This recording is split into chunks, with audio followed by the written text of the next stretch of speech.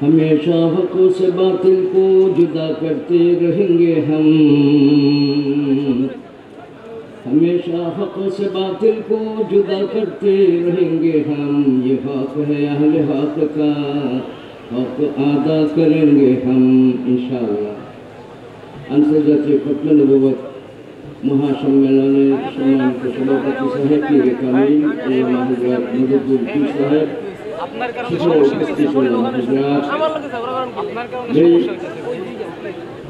আমরা তাহফুজে দ্বীন সিয়ানতে দ্বীনের জন্য সচেষ্ট থাকা, এক কাতরা রক্ত শরীরে থাকা পর্যন্ত ইসলামের পক্ষে অবস্থান নেব।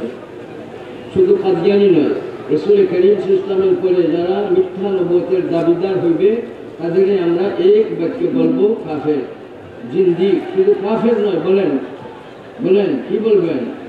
জিন্দিক, কাফেরও জিন্দিকও। ইজমায়ে উম্মত এটার উপরে একমত, এরা অমুসলিম। এর জন্য আমাদের সবের দাবি, সকলের এক দাবি, সেই দাবিটা কি হবে? সরকার যাতে কাদিয়ানীদের অমুসলিম হিসাবে ঘোষণা দেয়।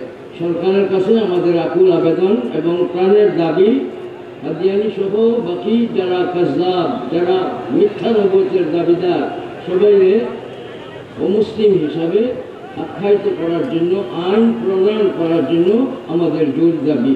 আল্লাহ তাআলা আমাদের সহি আকীদা নিয়ে